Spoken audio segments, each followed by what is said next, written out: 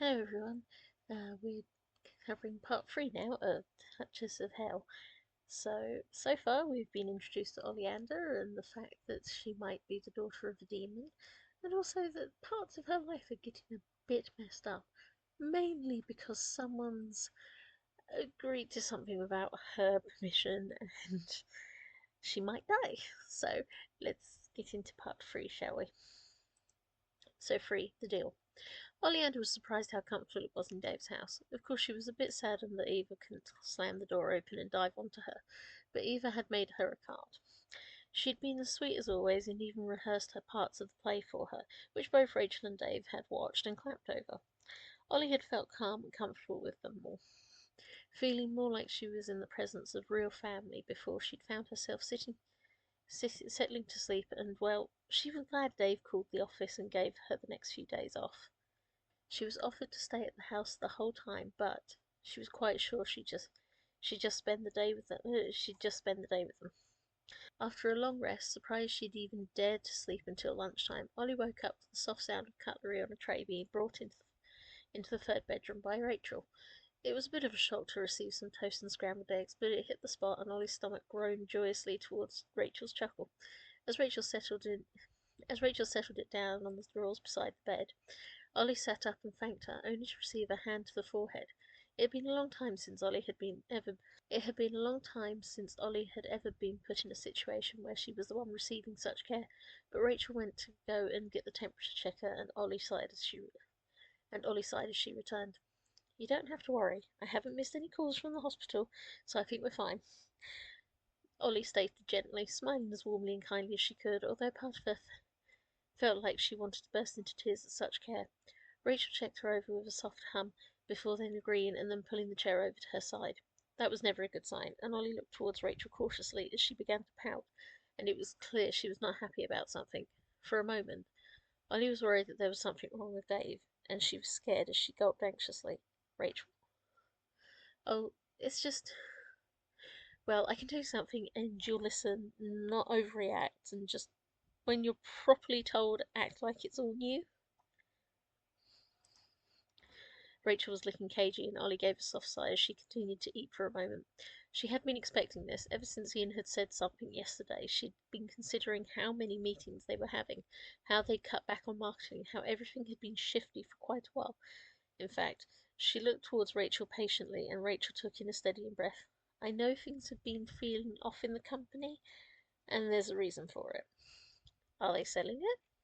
Ollie questioned, feeling utterly miserable at the thought that all the effort she'd put in for 20 years building up their fan base, building up their lore, was about to be stolen from her. She knew that was the most probable out. She knew that was the most probable out. She knew that was the most probable outcome. This was clearly about that, and so Oleander was bracing herself because, well, she was already in a bad bit. They might as well throw it all upon her now. Rachel looked at her cautiously for a moment and then began. "Okay, so they initially were going to discuss selling and then bring everyone into it. But the company that wants to take over has tripled the offer and they've accepted it. It means headquarters is now moving to somewhere in Eastern Europe, but they will take control of all assets except those that you hold as the copyright owner in your agreement. They want to set up not a tabletop, but like a free game system and then paid games, so it's going to become specifically for either PC or platform game. Is that right?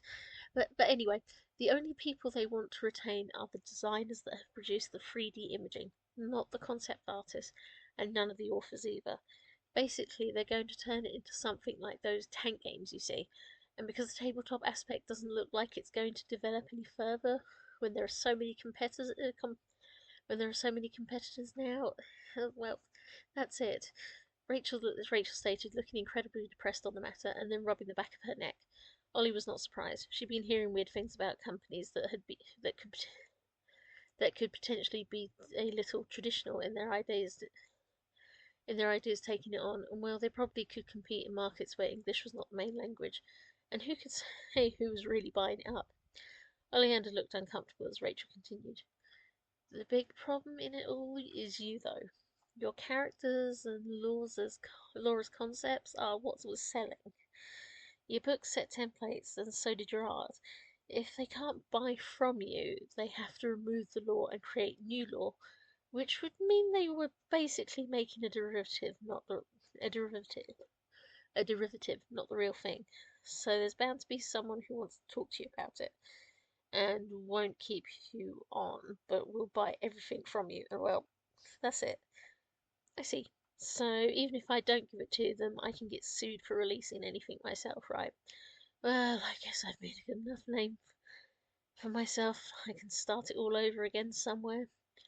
Or somewhere. There are other groups that might take me on.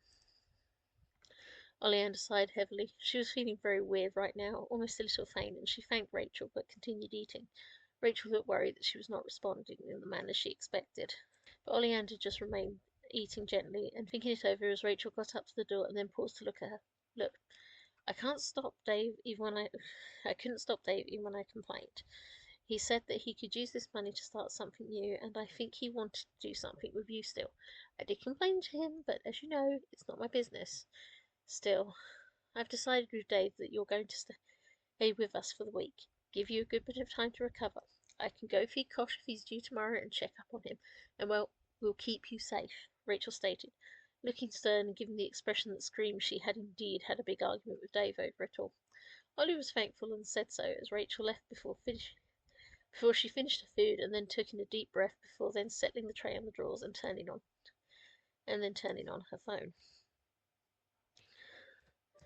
About 10 years ago, when they had just started to get big and everything had been going really well, Oleander had started putting away as much money as she could because of the fear that the bubble would pop. She had enough to keep her comfortable for a little while, but she was starting to think that she did not want to be stuck at home any more, and she was going to have to do things like sort her taxes and everything, and well, what else was there? She had started something then, been working at it in secret, a series of epic fantasy books she would launch on her own.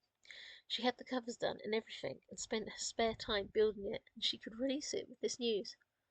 But there was no guarantee it would do anything for her, and she was going to be stuck looking for a publisher, publishing by herself, or perhaps looking to the competition. The nearest competition had never gone near her because they had not known that she was a woman, but they had approached Ian's brother regularly. Oleander, though, was not sure what to do. She was not sure what she should do, as she gave a soft sigh and then looked to the other competitor that was based in the UK and huge. They often had chances for a board meeting member or working in their stores, and well, Oleander could happily cope with working a storefront. She was not sure if she could if she should she was not sure if she should not communicate with them. Her interest was to go for writing for them. The universe was good, but she'd be writing under her picture and all the problems that came with that understanding. Fuck, I don't know what to do. This has been 20 years. Yes, the first 10 I was working the storefront and doing the painting instructions and then doing a part-time delivery job too, but I don't know if I can go back to the job market now. I'm nearly 40 and that means I'm going to be treated like shit. Ollie whispered to herself, lounging back against the bed and giving a soft sigh only to suddenly see a little white tree frog sitting on the bed near her, her hand, gently blinking at her. The little fat green tree frog looked pretty chill, but Ollie knew that Dave couldn't have any pets at the moment because Eva was at that age where she couldn't always be trusted not to smack a tank or just not understand. Ollie eyed it up. Ollie eyed it up and gave a grimace. Hello, Saleos. Hello, sweet pea. You know what I was thinking? The frog sat up, grasping its paws together and looking as cute as if it were animated, and yet Ollie responded dryly, "Not in the slightest, and don't want to." "Well, I was thinking as technically it was my egg that your father fertilized. Technically, I'm your mother. Oh, you can call me Mummy. It would be so cute." No, it would not," Ollie began, grimacing and knowing that things were only going to get worse. She looked towards the frog with a grimace as he clapped his little stumpy paws and gave a soft coo of delight before grinning towards her. "Well, we'll get to that. But I thought I'd explain the deal to you. I thought to let you know what you need to do in order to stop yourself from dying. Although you would Although you would get to hell faster, Saleos stated, and Ollie's eyes bulged before he gave a snigger. Only because you're half demon, and that's what happens. They'll probably chuck the human half of your soul back into the soul cycle, and everything will be fine. I I don't know what to say. You don't have to, sweetie. But let's go over the details. Suddenly the frog put on a Suddenly the frog put on a pair of half-moon glasses with a little chain, gently sitting it upon his nose, and then pulling a scroll out of the air. He settled back happily with a pleasant hum as Ollie just remained eyeballing him with concern before he then cleared his throat. Right then. So, basically, you will die if you haven't gotten into a long-term relationship, engagement, or marriage by your 40th birthday. Nice and simple, really. Not simple. It's a month to find someone and to trust that we would be compatible. Do you guys run one of those dating websites or something?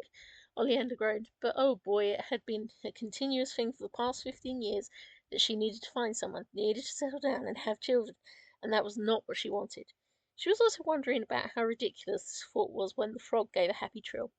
Oh no, honey, not a mortal. You need to marry one of the demonic offspring of my fellow Dukes of Hell. There are about, 20 odd demon dukes with children that would be very keen for you to meet them.